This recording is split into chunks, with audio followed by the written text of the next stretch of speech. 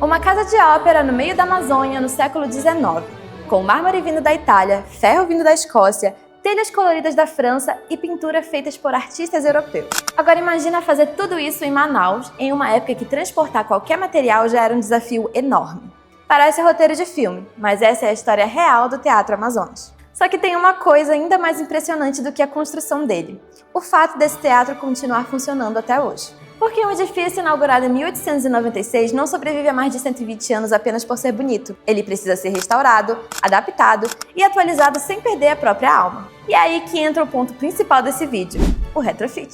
Hoje no Engenharia por Trás a gente vai entender como o Teatro Amazonas nasceu como símbolo da riqueza da borracha e como o retrofit ajuda a manter esse patrimônio histórico vivo, seguro, acessível e em funcionamento até hoje. E já fica a pergunta: até onde dá para modernizar um prédio histórico sem apagar a história dele?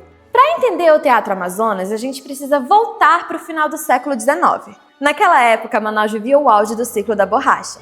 A exportação do látex movimentava muito dinheiro e transformava a cidade em um dos grandes centros econômicos da região norte. A elite local queria mostrar que Manaus não era uma cidade distante e isolada. Pelo contrário, queria provar que a capital amazonense podia ter sofisticação, cultura, tecnologia e arquitetura no mesmo nível de grandes cidades europeias. E foi nesse contexto que nasceu a ideia de construir uma grande casa de ópera. A estrutura não foi pensada apenas como um espaço para apresentações.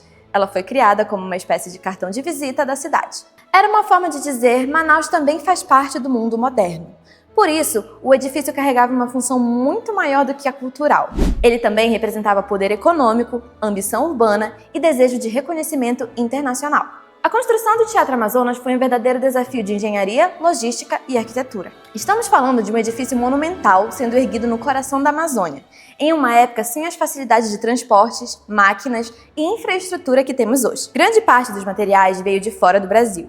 O mármore de Carrara veio da Itália. As estruturas metálicas vieram de Glasgow, na Escócia. A cúpula recebeu milhares de peças coloridas importadas da França, e os elementos decorativos também seguiam essa lógica de sofisticação europeia. E aqui tem um detalhe importante: essa escolha não era só estética. Trazer materiais europeus era uma forma de reforçar o status do edifício. O Teatro Amazonas precisava impressionar antes mesmo de qualquer apresentação começar. A própria construção já era um espetáculo. Inaugurado em 31 de dezembro de 1896, a arquitetura tem inspiração renascentista com muitos elementos ecléticos.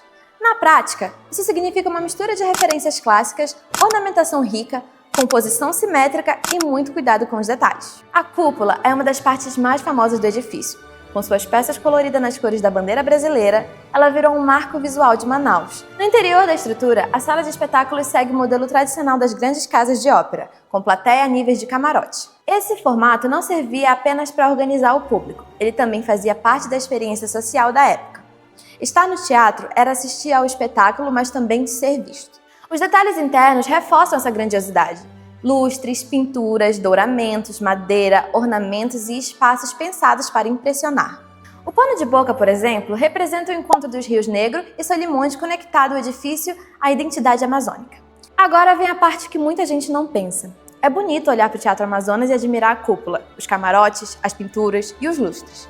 Mas como manter um prédio de 1896 funcionando no século XXI? O Teatro Amazonas não foi projetado para os requisitos atuais. Quando ele foi construído, não existiam as normas modernas de combate a incêndio, os sistemas atuais de ar-condicionado, as demandas elétricas de espetáculos contemporâneos ou critérios de acessibilidade universal que temos hoje. Então, a pergunta é: como atualizar tudo isso sem destruir o valor histórico do edifício? A resposta está na combinação entre restauro, conservação e retrofit. O restauro cuida da memória do prédio. Ele busca preservar ou recuperar pinturas, ornamentos, fachadas, madeira, cúpula, elementos decorativos e características originais. Já o retrofit entra para atualizar o funcionamento do edifício.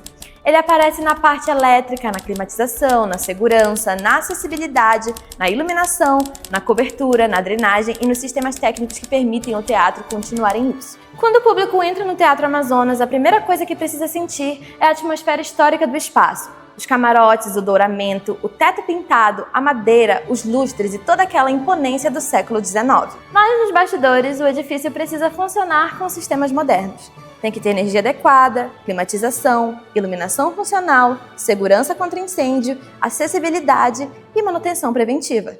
E tudo isso precisa ser inserido com muito cuidado, porque não dá para passar um duto de ar-condicionado em qualquer lugar, não dá para mexer em uma pintura histórica como se fosse uma parede comum, não dá para trocar um elemento antigo sem avaliar seu valor patrimonial. A cúpula do Teatro Amazonas é uma das partes mais conhecidas do edifício, mas ela não é apenas decorativa. Ela também faz parte da proteção da construção. Se a cobertura apresenta problemas, o risco não é apenas aparecer uma infiltração comum. Em um edifício histórico, uma infiltração pode atingir pinturas, forros, ornamentos, madeiras, estruturas metálicas e acabamentos que têm valor patrimonial. Por isso, intervenções na cobertura, na cúpula, na drenagem e na impermeabilização são tão importantes. Outro ponto fundamental é a acessibilidade. Durante muito tempo, edifícios históricos foram pensados para um público limitado, sem a preocupação que temos hoje com a inclusão e acesso universal. Mas um patrimônio público precisa ser acessível. No Teatro Amazonas, as adaptações de acessibilidade fazem parte dessa atualização para o presente. Entram nesse processo elevadores, plataformas, rampas, sinalização, piso tátil, adaptações em banheiros, camarins e espaços de circulação. Isso mostra que o retrofit não é só tecnologia ou sistema predial, também é inclusão. Não adianta preservar um edifício histórico se parte da população não consegue usar esse espaço. O grande desafio do Teatro Amazonas é equilibrar duas coisas que parecem opostas. De um lado, preservar o máximo possível da sua história, da sua aparência e dos seus elementos originais. Do outro, garantir que ele funcione com segurança, conforto e eficiência no presente. Se não modernizar, o prédio pode se tornar inseguro, desconfortável ou limitado. Mas se modernizar de qualquer jeito, ele pode perder a autenticidade. Então, o retrofit precisa ser muito bem planejado. A ideia não é fazer o Teatro Amazonas parecer novo. A ideia é fazer o Teatro Amazonas continuar sendo ele mesmo, só que preparado para as necessidades atuais. É como se o edifício tivesse duas camadas. A camada visível é histórica. A camada invisível é técnica. Quando essas duas camadas funcionam juntas, o patrimônio continua vivo. O Teatro Amazonas mostra que um patrimônio histórico pode continuar vivo quando a engenharia, a arquitetura e a conservação trabalham juntas. Se gostou desse vídeo, deixa o like, compartilha com alguém que ama arquitetura e engenharia e comenta qual obra histórica você quer ver no próximo Engenharia por Trás. Até a próxima!